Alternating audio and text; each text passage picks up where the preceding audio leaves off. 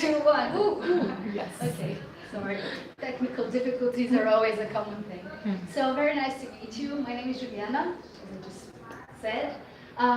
We're going to start the lecture a little bit about blockchain, and then we're going to go explain a little bit more about your data, your privacy, why it matters, and also the connection between the triad, Facebook, WhatsApp, and Instagram. Correct.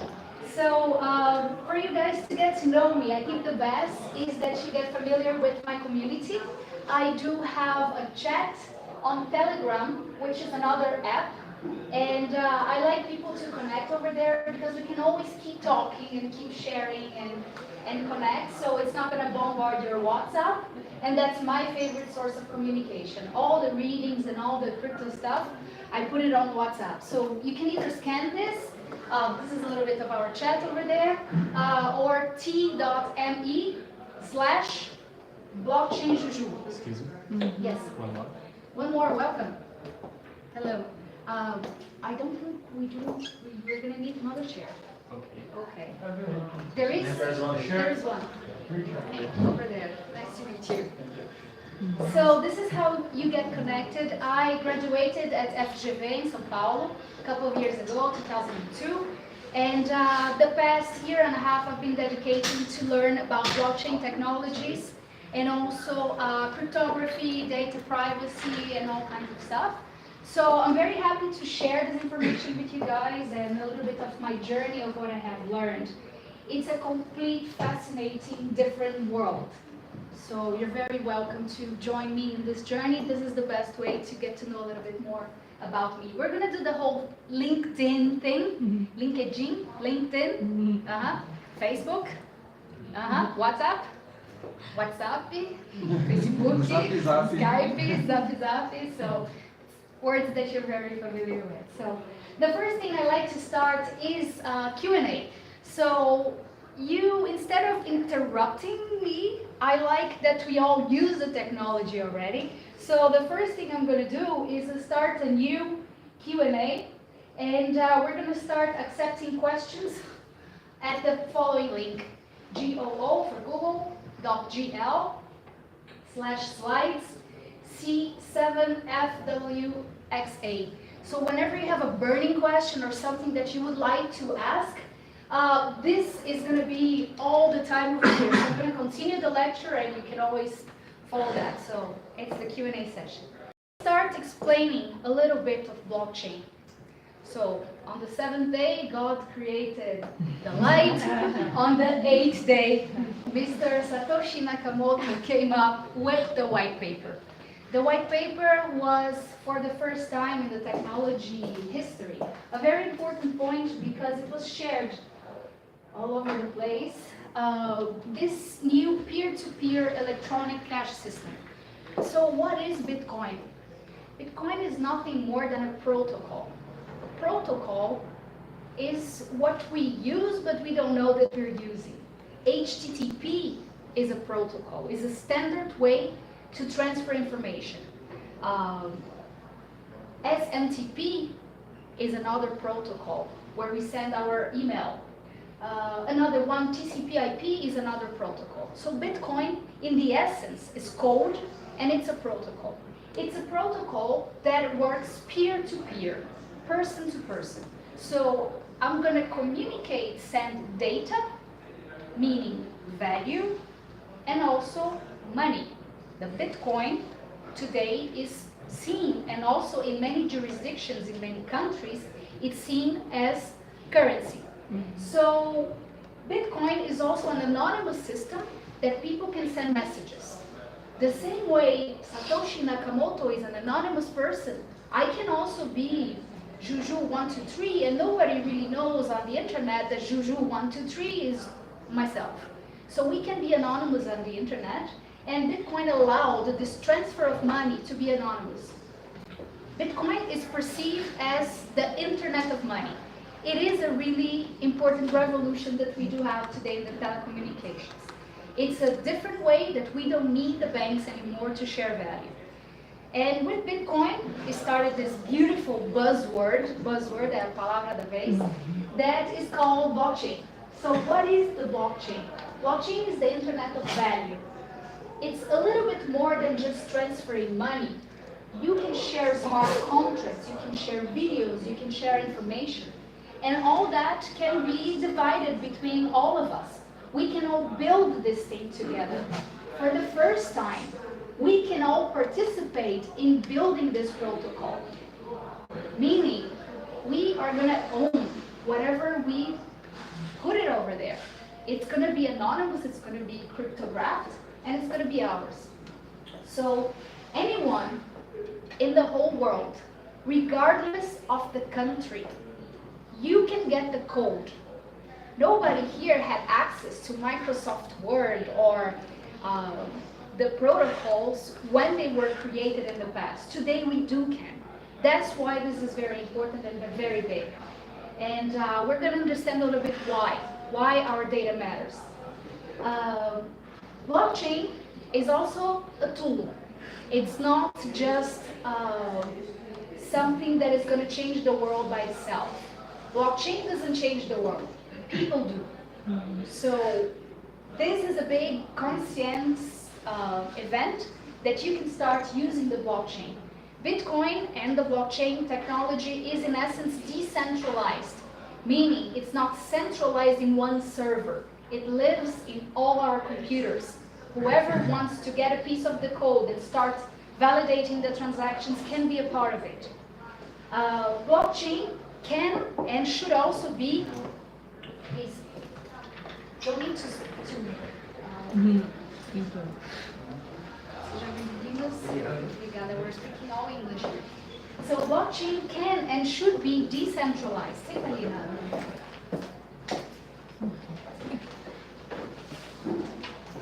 And this event is something very different, very new than the things that we're used to. It is a big revolution because we can all be part, we can all own. Imagine if we could all own a little bit part of Google. We're going to be very rich if we could do that. So I'm insisting in this slide, this is the most non-visualizing, boring one, but it's an important one. Centralization versus decentralization. Also important that you know the difference between a platform and an aggregator. Today a platform means that the economic value of the people that use the platform is bigger or higher than, maior que, the value of the company that created it. So, for example, Google platform, because the value that we exchange over there, that people take from Google, is way bigger than what Google is valuable. So, as an aggregator, for example, Facebook or Microsoft, they act as a middleman. Middleman is an intermediate person between you and myself and Patricia, for example. Okay? So, the thing is that, why this matters? Because if you publish anything on Facebook or Instagram, good for you. You don't own this. You don't get rewarded for your work. So, for example, now I'm putting videos on YouTube. I'm not getting paid by YouTube for this content that I'm sharing with the world. I'm doing this voluntarily. And this matters a lot to our talk today. This volunteering sharing of data. This is another slide. I'm going to share all this presentation with you guys, which explains the difference between an aggregator and a platform. So basically, the company as an aggregator ultimately wants to empower you by doing some tedious tasks, some boring tasks that they don't want to do, and you do it for them. So you're the volunteer. How they capitalize on that, I think that's the big difference of a network. Everybody's familiar with the word network, right? Rede. We do have social media networks, and we do have blockchain networks. They are all networks. What matters to we here are a network. What we share, what we learn, what we build together as a community belongs to this network. If we want to expand the network, we can invite more and more people to come into this room and share with us. The fact that I'm sharing this with the world makes the network effect, so it gets bigger. The difference is that if I put this on the blockchain, I also can be awarded for that. So this is slavery. We faced slavery in our country, unfortunately, hundreds of years ago. But this is what we do have today. You build, you don't get rewarded. You just give, and you give, and hours of your day. So I would like to invite you now for this journey. Let me walk around the room and talk to you guys. Are you okay with English? So we're now going to close our eyes, or if you want to sleep, you can. But we're going to go through this journey of data.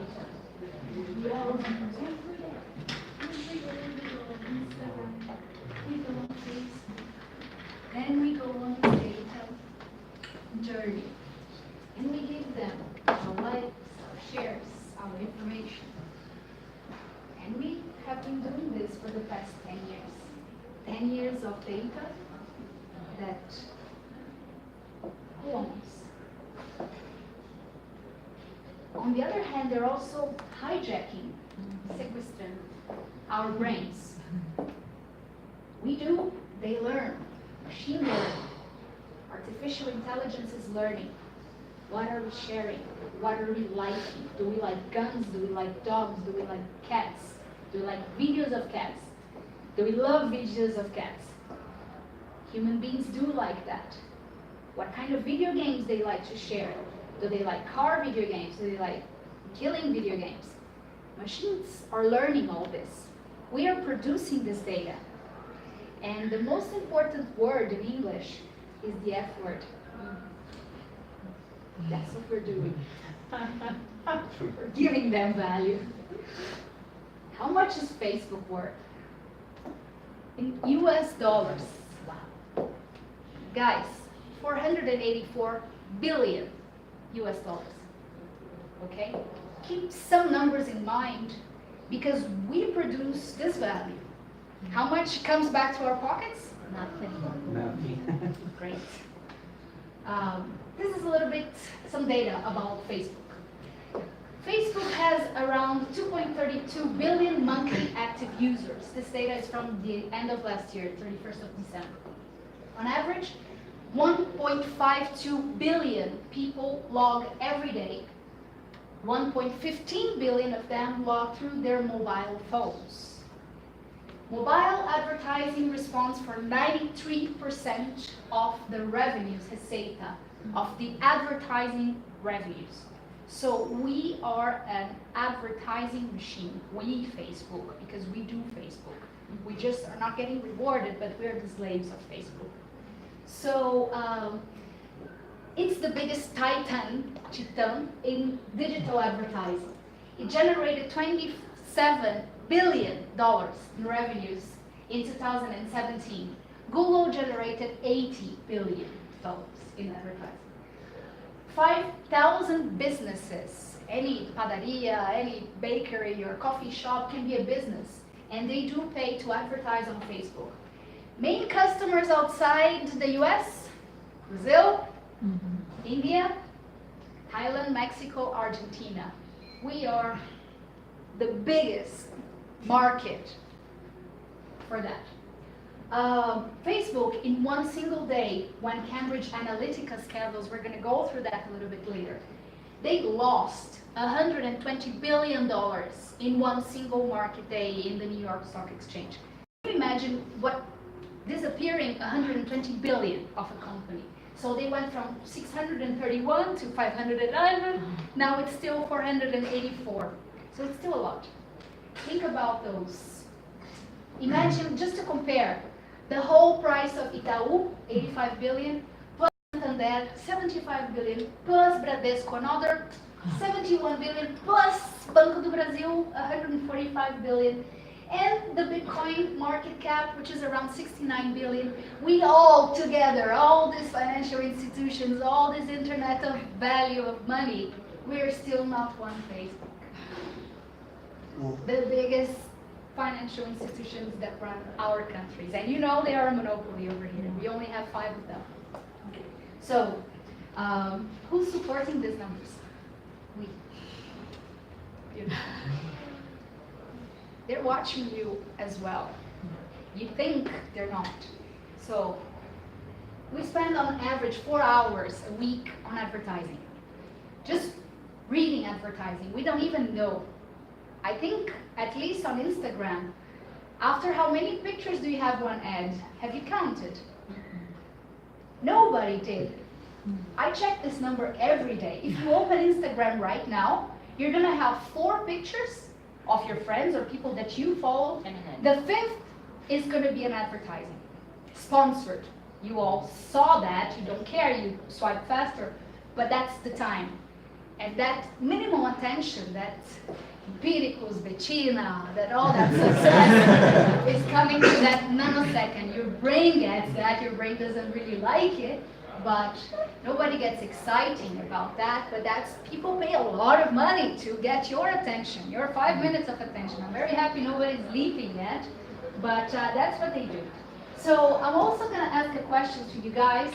If you can quickly either go to your internet browser, Safari, Google Chrome, whatever you use, slide.do/ you don't need www or http, and we can have a question, a poll over there with this code W378. So the app kind of looks like that. And I'm not going to share the results with you guys, but here you're going to see some questions that you could also ask, but I prefer that you guys use Google. And there's a poll. If you could download an app with the following options: a free app, let's say this would be, in our case, could be an email, could be a digital instant messaging, or a social media, an app that you use all the time, that you feed with data. With the information being surveilled, vigiados, and sold to third parties, or you could pay $50 US, 150 reais a year, to have your full privacy protected. Which one do you choose? Can you vote really quick? So I think it's W378. I'm coming back to the slideshow over here. Yeah. Yeah, Y379. Please quickly vote. Let me check the results.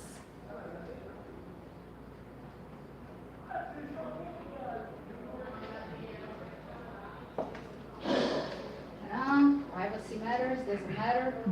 It's a lot of money for your protection. You have it for free.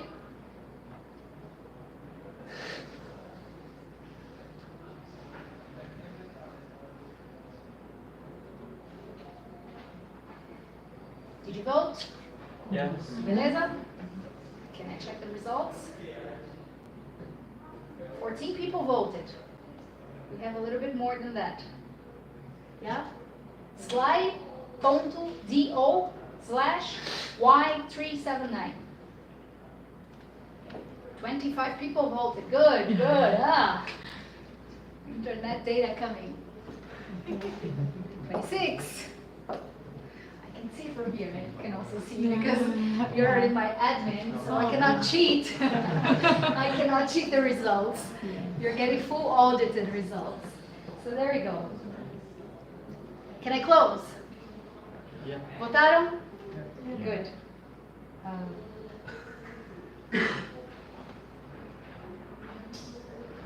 Now I need to check in the end of the event how it happened. Because I'm not going to do this now. I'm going to type my password and everything.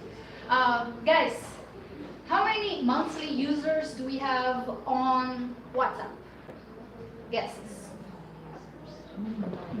Come on, all over the world, WhatsApp. Everybody uses WhatsApp. 5 billion. 5 billion.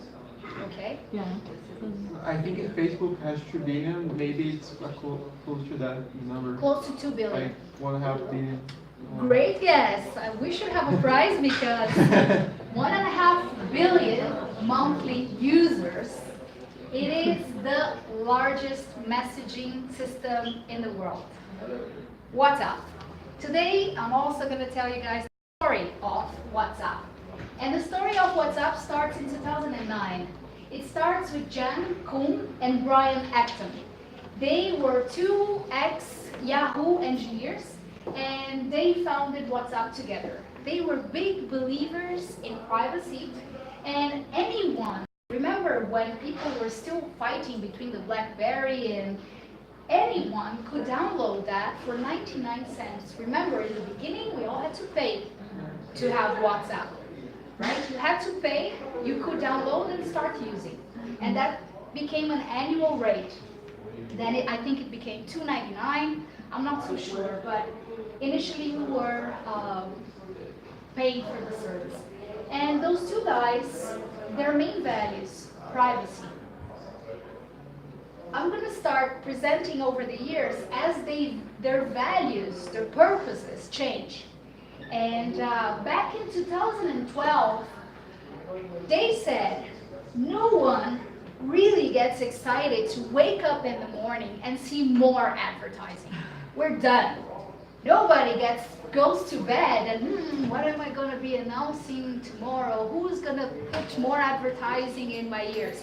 We don't think about advertising. We don't really love that. So they said advertising is a disruption to aesthetics, it's an insult to your intelligence, and it's interruption of your train of thought. Sometimes you're thinking of something and the advertising comes there, or you're reading an article and it pops up something. So that's a pain in the neck, and their main values is like, screw it. We're not going to have that in our platform. However, someone interested in making the world open and connected started to be aware. At the time, in 2014, WhatsApp caught the attention of Mark Zuckerberg. In the end, they had $20 million in revenue and around 500 million users. That's a lot of money. It's half a billion people using that instant messaging. He tried to get the Facebook messaging going, but WhatsApp still was the champion. So it was a valuable, precious resort. He thought, okay, as you can see, the more data I gather, the more I understand what it means to be human. So he had his eyes, and he paid a lot of money for WhatsApp, a lot. 16 billion. 16? The good guesser, how much did he pay? Yeah. He says 16 billion reais. Dollars. It's a good guess. It's a real good guess. No, maybe close to that, like 19.3 billion. Immediately, remember the guys, Koum and Acton? Immediately, during a dinner time on Mark Zuckerberg's house, they became billionaires, not millionaires. Each one of them got immediately 2 billion, so 4 billion in cash, and the rest, the other 15, was done and divided in stock options. In the financial markets, it is a very important tool to protect. Whenever you hire someone very important for the company, you want to keep the person in the company, so you give them stock options that they can only get that money by selling the option. So they got Facebook stock, right? And they could only sell that after a couple of years. So keep that number in mind. However, well, party, they became billionaires, cover of the Forbes magazine immediately. And what do they say? WhatsApp never had ads. Koum said it will continue.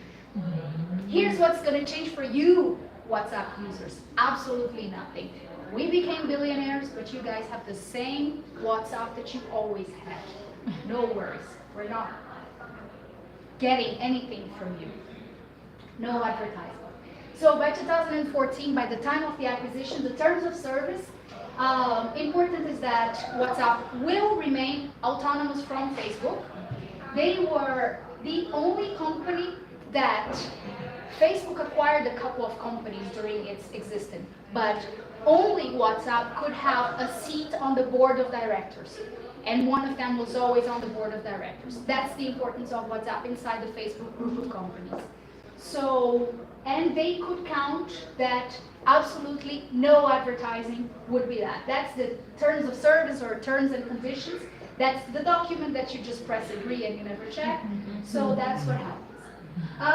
Then I have to make a quick break to explain a little bit about Cambridge Analytica, which is a phenomenon that happened in 2014, 15 more or less. So 2014, a guy named Alexander Kogan, he was a psychologist working for Cambridge University. He started to build this app to collect information, and people gave consent to download this app as long as they would be surveilled on their likes and on the data that they shared on Facebook. So Cambridge Analytica actually got 270,000 users to press the like button. What they didn't know is that every of your friend, let's say I allowed them to do that, under my consent, I signed, I agreed. What happened is that my friends didn't allow that. But the app had a little backdoor. So it's estimated that around 87 million users had their data, their likes, their information leaked. So Cambridge Analytica, their purpose is specializing in user online data to create voter personality profiles. The same way that you put your religion on Facebook, your gender, your political thoughts, all that can be analyzed as data. And then political propaganda was targeted to messages. That's what we saw under Donald Trump's campaign, and likely, I cannot confirm, but likely we also had that during our presidential campaign as well, this political propaganda. Not with our consent. We're going to understand how our brains get hijacked, again, sequestrados, we are producing things that we don't really know. 2017 and 16, so Trump, they promised this psychographic profiles. Here's the link of the news in Washington Post. So we're back in 2017. The guys, their main values, 18 months after the acquisition, remember they got acquired in 2014, promised that their data would not be evaporated, that still data was protected under WhatsApp.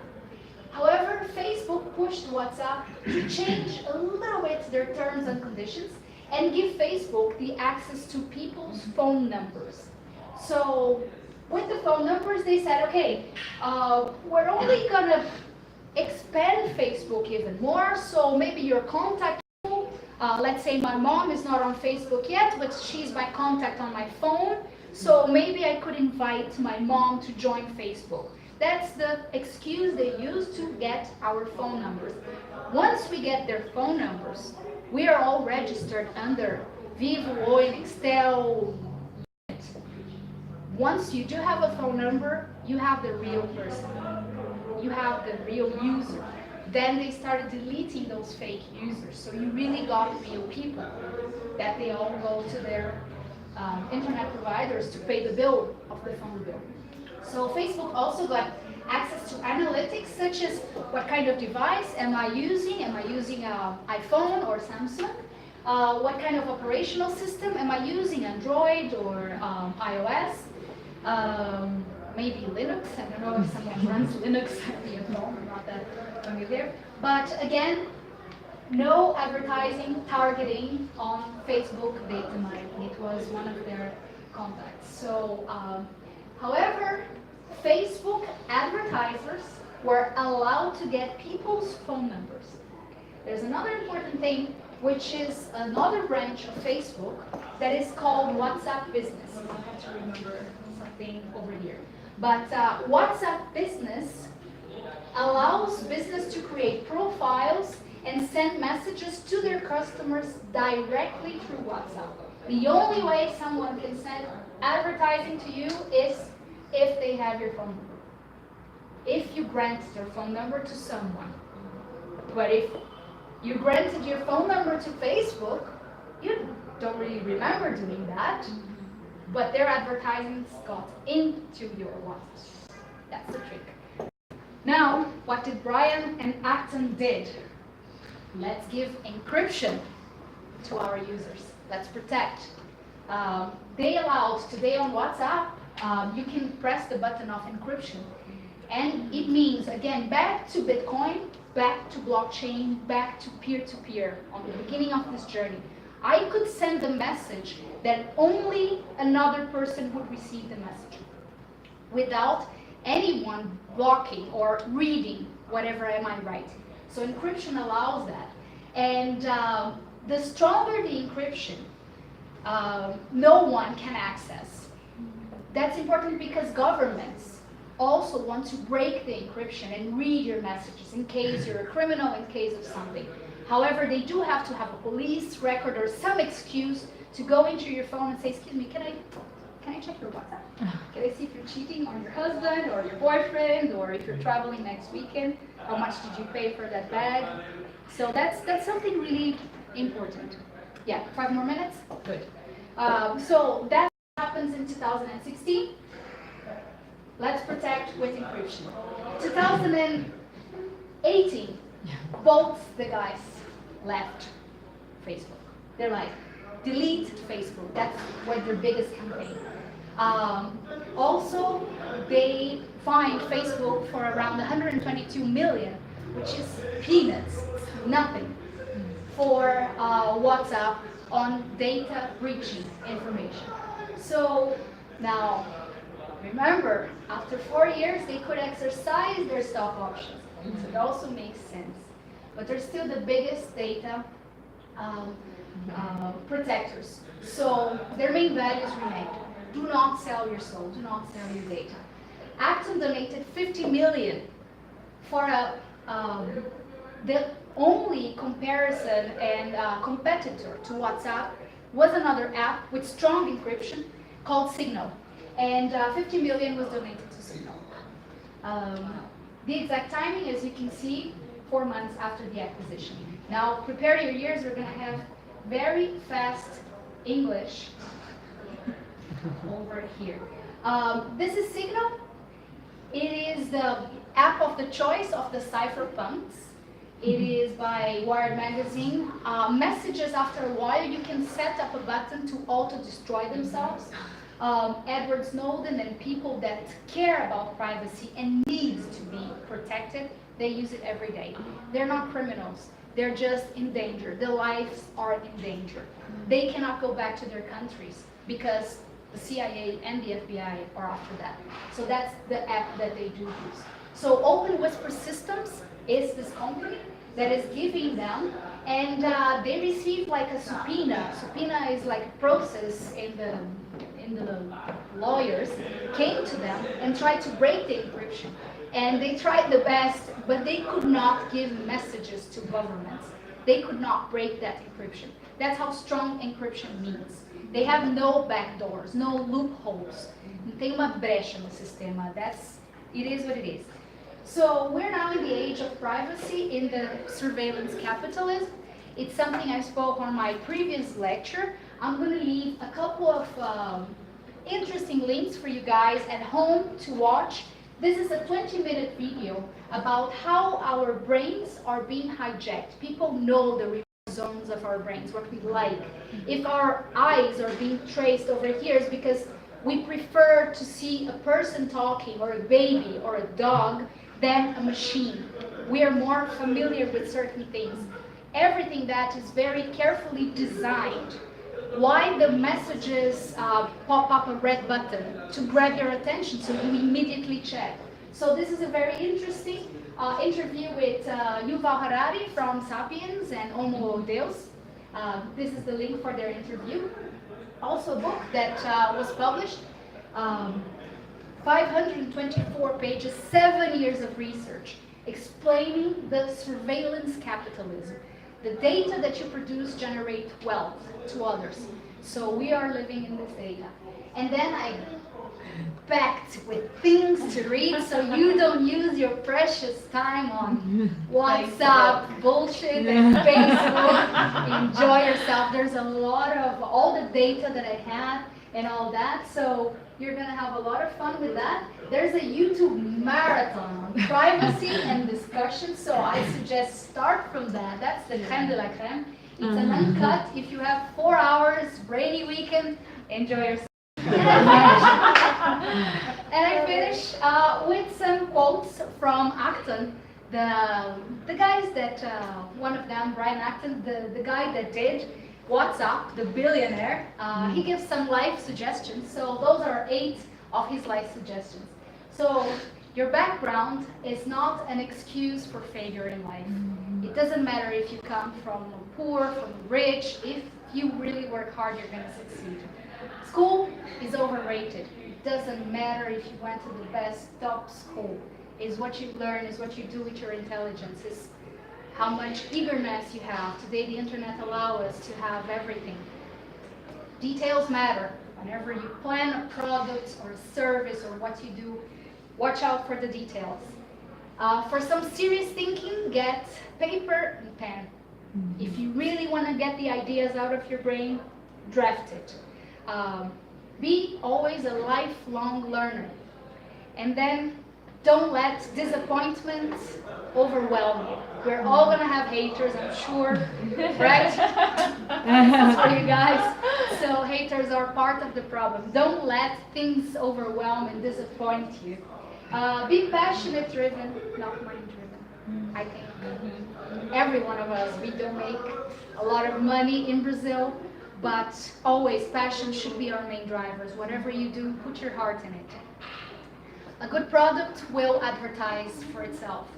So if you give something for free, people start using, people start liking. How many people use Uber, for example, because someone else told, and then we all generate this network. So the good things, we all like to tell the others. That's another slide though that we're not gonna have time. This is my LinkedIn page. Remember, if you all go to Blockchain Juju, this is all covered, all the lecture, everything I'm going to post and send this all to you. So whatever I do, I give to you guys for free. And this crazy, I still don't have a YouTube channel that you can search because I still don't have 100 followers. My mom doesn't follow me. But yeah, this is also the last slide. If you go there, if you click over here, it's going to direct. Go back a slide, please. Sure. Let's see. if I I want can to go link back. that. I did it in 38 minutes, huh? Huh. How can I go back? There.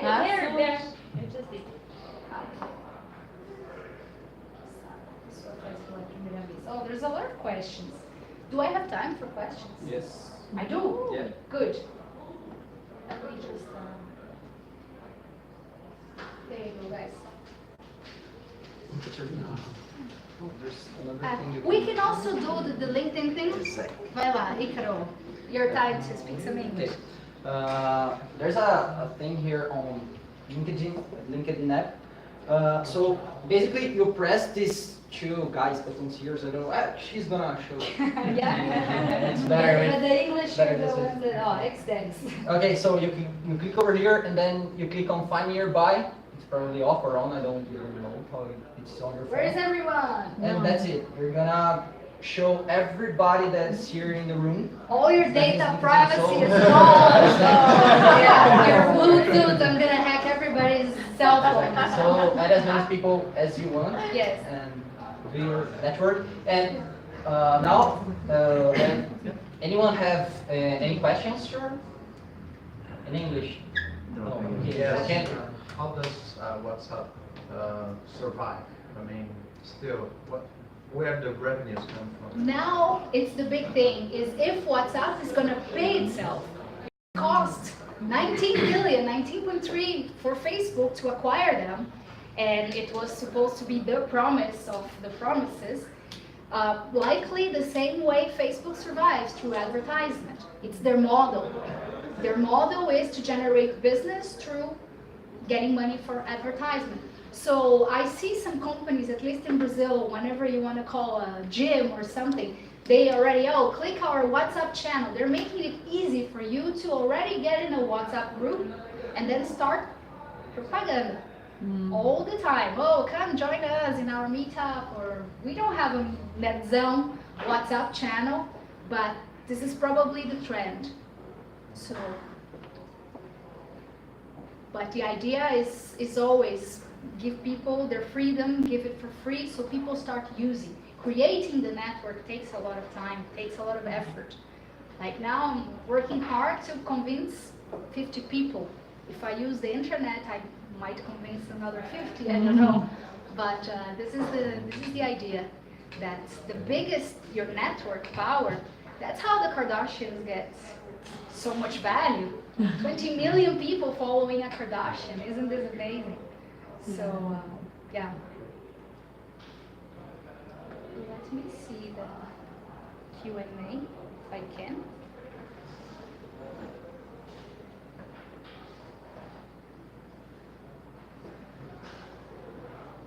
I'm not being able to... People, everybody that had questions, they still live on my phone. I'm going to work it out to make it happen, but I promise if we do have time. Ok? Muito obrigada. Não.